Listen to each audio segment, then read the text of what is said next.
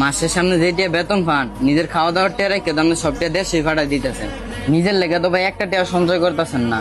আপনার ভাই আজকে ফোন দিয়া টিয়া চাইলো, আপনার তে টিয়া নাই, আমার তে হাওলাত চাইয়া আপনি নিয়ে আপনার বাইরে দিতেছেন। ভাই এই দুর্বশে আইছেন দুটা টিয়া ইনকামের লেগে, নিজেরও কিন্তু ভবিষ্যৎ আছে। টিয়া চাইলে সাথে সাথে দিয়ে দিয়েন না, নিজের লেগে একটু সঞ্চয় করেন, নাইলে পরে পস্তাইবেন। আরে কি কো ভাই, এই দুনিয়ার মধ্যে আমার বাবার ছোট ভাই ছাড়া কেউ নাই। আর যাই করুক, আমার ছোট ভাই কখনো আমার সাথে বেইমানি করবো না। আচ্ছা আয়ো গিয়ে কাজটা শেষ করি। শরীফ ভাই, আপনার মোবাইল বন্ধ কে? ও মোবাইলে আমার চার্জ নাই গে, এলে মোবাইল বন্ধ হয়েছে। কি হয়েছে? ভাই আপনার ছোট ভাই কল দিছিল। কল দিছে? আচ্ছা কি কইছে ছোট ভাই? আর তুই এরকম করতেছ কে? কি হয়েছে? ভাই আপনার আব্বা তো আর নাই। কি কস? আব্বা নাই মানে? কি কস? আব্বা! সাকেব, সাকেব ভাই আমার কই তুই?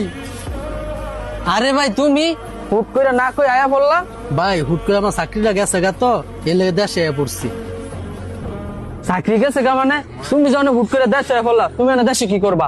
বাইরে এটা তোরা পরে কই যাচ্ছি, আমার ঘর কোনটা আমার ক, আমার একটু বিশ্রামের প্রয়োজন। তোমার ঘর মানে? একটা ঘর তুলছি ওই। আরে ভাই একটা ঘর তোর দিকে কি হয়েছে? ঘর তো এটা আম গই, কারণ টাকা তো সব আমি দিচ্ছি। তোমার ঘর মানে? আব্বাই মারা যাওয়ার আগে আব্বারে ভুলভাল বুঝাইয়া তোমার নামে যত জায়গা সম্পত্তি আছে আমার নামে লিখে লইছি। ওনে আর তোমার কোনো জায়গাও নাই, ঘরও নাই, তুমি বাইতে বারো। কি কস ভাই এগুলো তুই? কি কইছি মানে কি? যা কইছি দাও, তুমি বাইতে বারো, তোমার এইবার জায়গা নাই কে? তুই এগুলো কি কইতাছ ভাই? প্রবাসে মাটির মধ্যে আমি 8টা বছর কত পরিশ্রম করলাম, মাথার গাম পায়ে ফেলাইয়া টাকা ইনকাম করলাম, নিজে বালাপুরা না খাইয়া টাকা জমাইলাম, তখন এতগুলো টাকা আমি দেশে পাঠাইলাম।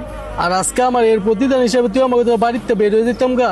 আর দূর, তোমার কষ্ট হলে তুমি থাও, তোমার চিন্তা করে আমার লাভ নাই, তুমি বাইতে বারো।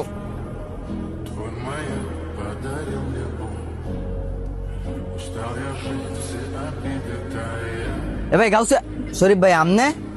হরে ভাই, ভাই আমনের এই অবস্থা কে? অবস্থা আর কি দেখছোই তো, কাজ নাই দেখা তোমার আগে আমি দেশে এসে পড়ছিলাম। দেশে আইয়া বাড়িতে গেছিলাম, তারপর দিয়ে আমার ছোট ভাই আমার সব জায়গা সম্পত্তি বাবার থেকে লুকাইয়া নিয়ে আমার লগে বিশ্বাসঘাতকতা করছে। তারপর আমার বাসা থেকে বের করে দিচ্ছে। তো কি আর করবো ভাই, কিছু না ভাইরাই অটোটা বাড়া লইছি, অটোটাই চালাইতেছে 1 মাস দিকে।